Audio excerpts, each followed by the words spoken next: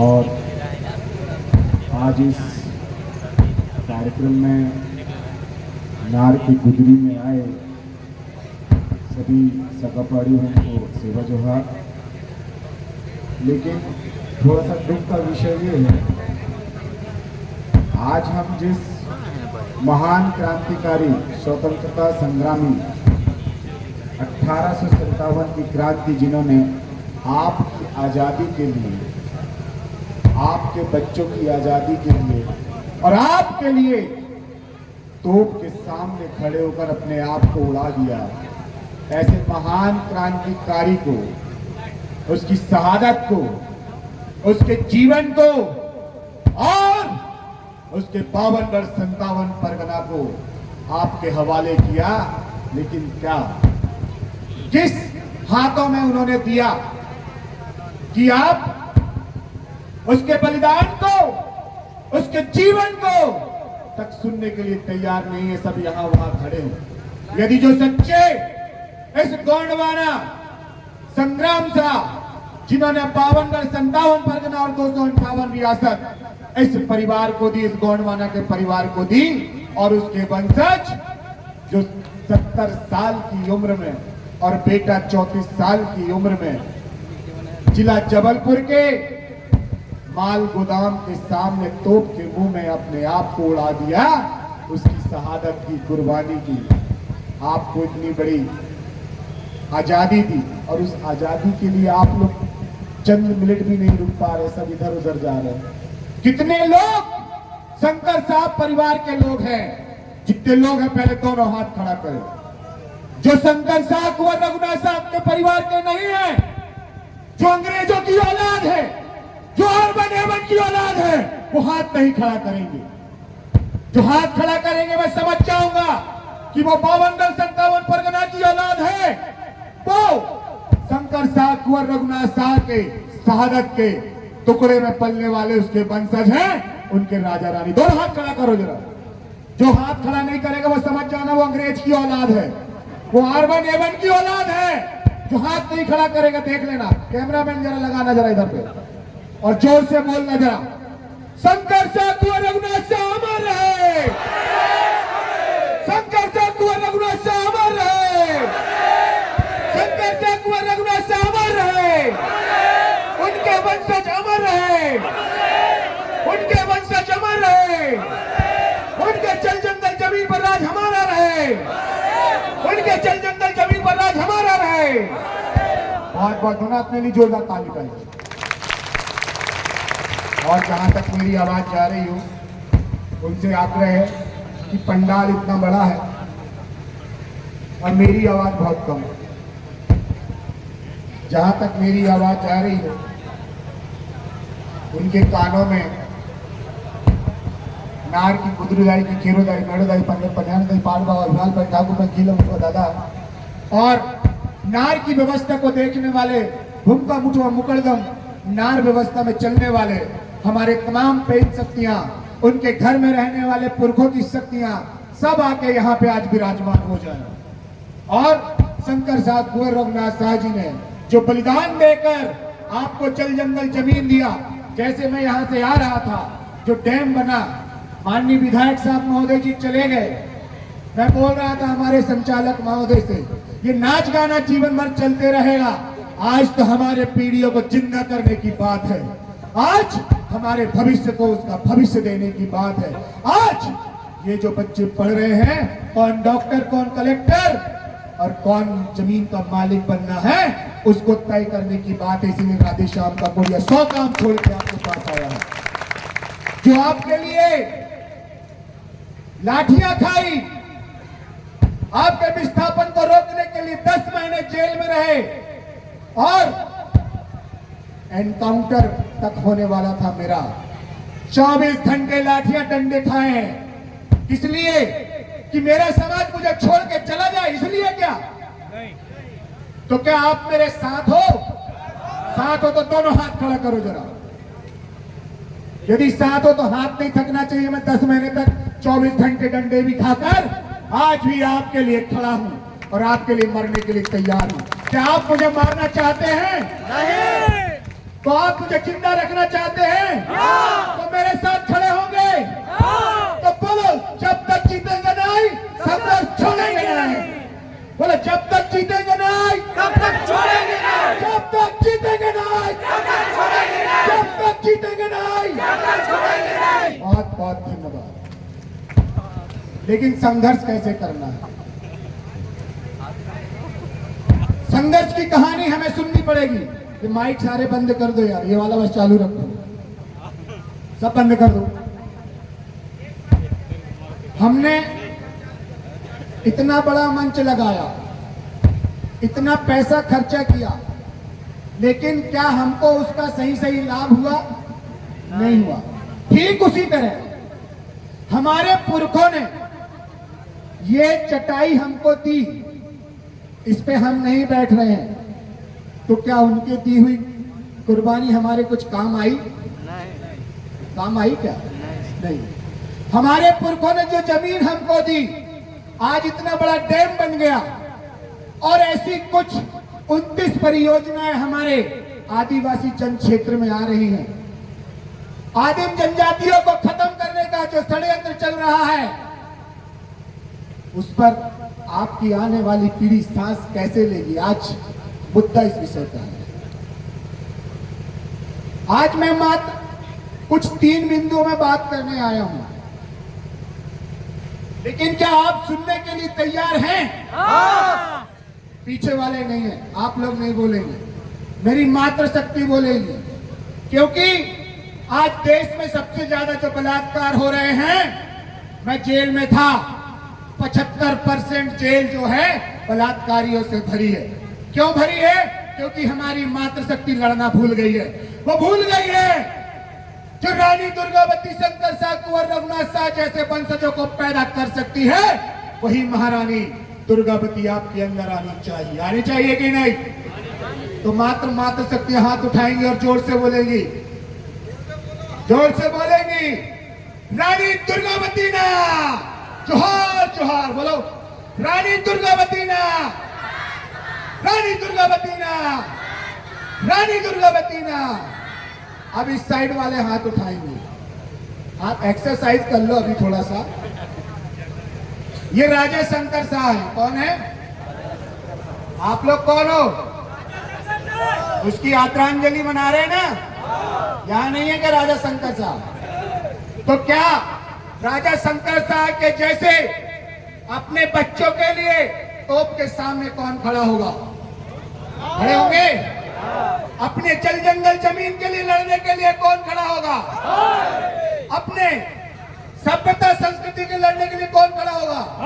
पीछे वाले नहीं खड़े हो रहे, भाग के जाएंगे। बीजेपी वाले देख लेना जरा, कितने पीछे वाले ये आरएसएस वाले जो हाथ नहीं खड़ा कर रहे हैं, देख लेना। क्योंकि सबसे पहले विस्थापन में यही पैसा लेंगे। कौन पैसा लेगा? जो हाथ नहीं खड़ा कर रहा वो पैसा लेगा। तो जो हाथ खड़ा कर, फिर से दोनों हाथ खड़ा कर रहे, मातृशक्ति नहीं। बोले, शंकर शाह, कुंवर रघुनाथ शाह अमर रहे। शंकर शाह, कुंवर रघुनाथ शाह अमर रहे। बिरसा मुंडा अमर रहे। कट्या मामा अमर रहे। आपके अंदर जो क्रांति है वो अमर रहे। आपके अंदर जो क्रांति है वो अमर रहे। बोले, जोहार जोहार जोहार। बहुत धन्यवाद। अब लगा कि मैं क्रांतिकारियों से बात कर सकता हूं, क्योंकि एक क्रांतिकारी ही दूसरे क्रांतिकारी की आत्मा को छू सकता है। तो ऐसा लगता है कि अब मैं आपके दिल में और मन में जगह बना चुका हूं ना? नहीं? तो प्रेजेंट बॉडी, अब्सेंट माइंड। इसका मतलब ये होता है, शरीर तो यहां बैठा हुआ है, लेकिन दिमाग कहां है? लुगाई के पास में। छोड़ के तो नहीं आया ना? पक्का? दूसरा चीज, मातृशक्ति के लिए शरीर तो यहां बैठा है, लेकिन दिमाग कहां है? अपने लोग के पास। तो बात समझ में आएगी क्या? नहीं आएगी। इसीलिए जहां शरीर है वहां पे मन भी होना चाहिए। इसीलिए बोलते हैं कि प्रेजेंट बॉडी, प्रेजेंट माइंड। जब प्रेजेंट बॉडी प्रेजेंट माइंड रहेगा तो ये माइक काम कर रहा है कि नहीं कर रहा है, इसको खट से हम चेक करके लगा देंगे। और यदि एब्सेंट बॉडी और प्रेजेंट माइंड रहेगा तो बॉडी कहीं और रहेगी और माइंड कहीं और रहेगा तो काम नहीं होगा। सही है ना? तो पहले प्रकृति शक्ति को याद करते हैं, क्योंकि 10 महीने से जो मैंने तपस्या की है उस कठिन संकल्प को, अंतिम ज्ञान को मैं लास्ट में बोलूंगा, और जिसको वो ज्ञान चाहिए वो बड़े ध्यान से सुनेगा। क्योंकि हमारे पुरखों ने जो व्यवस्था हमको दी है, नार व्यवस्था। कौन सी व्यवस्था? मैं भाषण देने नहीं आया हूं, मैं आपसे बात करने आया हूं। क्या करने आया हूं? बात। तो मैं यहां से बात करूंगा, वहां से जवाब आने चाहिए। ठीक है? हम कहां बैठे हैं? नार में। कहां बैठे हैं? नार में। नार कितने लोग समझते हैं? जो समझता है वो हाथ खड़ा करना, मैं किसी से ही पूछ लूंगा। मातृशक्ति समझती कि नार? देखो, जिसने बच्चे को पैदा की और बच्चे से जो नरा जुड़ा रहा, उस नरे को नहीं जान रही, तो यही तो सबसे बड़ी विडंबना है ना, है कि नहीं?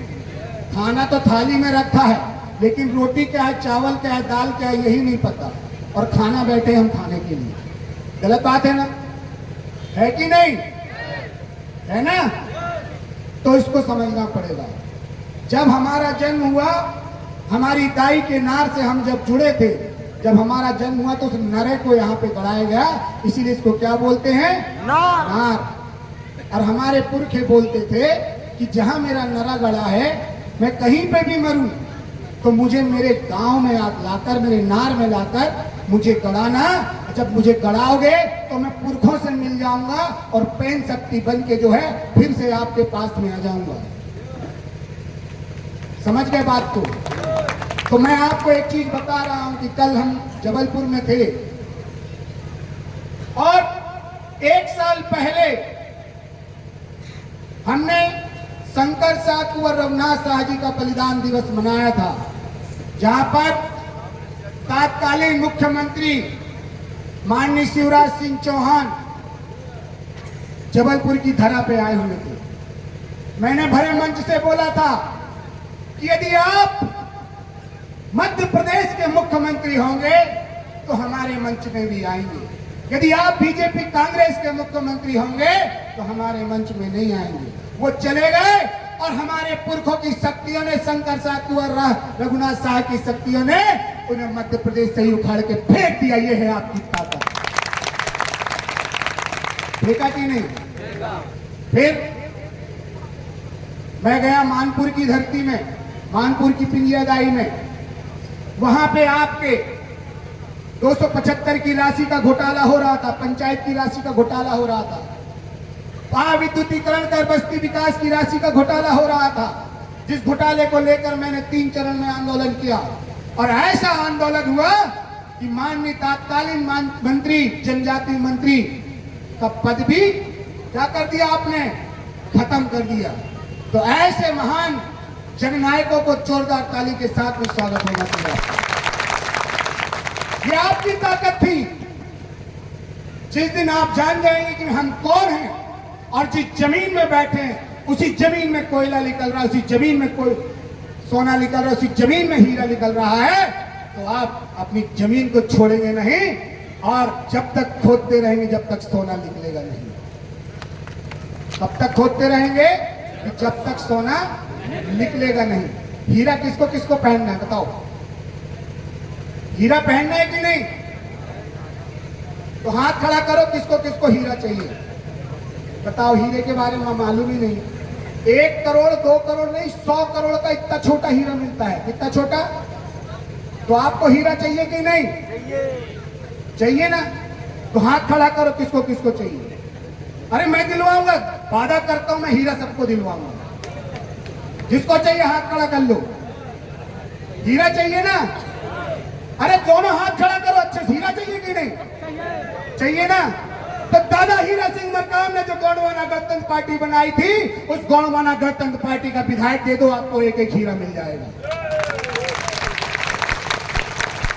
क्योंकि हमारे खजाने में इतना पैसा रखा हुआ है कि जब से बीजेपी सरकार बनी, कांग्रेस सरकार बनी, तो हमारे 275 की राशि भारतीय संविधान के भाग 12 वित्त और वित्त के आर्टिकल नंबर 275 में जनजातियों के विकास मद का पैसा है और उस विकास मद के पैसे को जो R1A1 है वो अपने धार्मिक स्थानों पे लगा रही है। यदि उस पैसे को हमारे जनजाति भाइयों में बांट दिया जाए तो 1 करोड़ रुपए आपके घर में आएगा। कितना आएगा?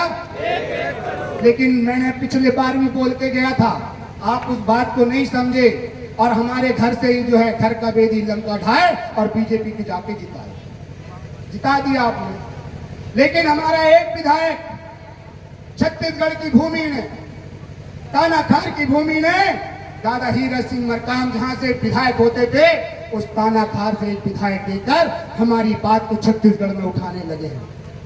अभी बीच में पूरा घर न देकर पंचायतों में जो विस्थापन हो रहा है, जो कोयले में विस्थापन हो रहा है, जो जंगलों से हसदेव बांगो काटा गया है, उस हसदेव बांगो के लिए उन्होंने विधानसभा के बाहर धरना देकर बैठा था। है जानकारी आपको? है?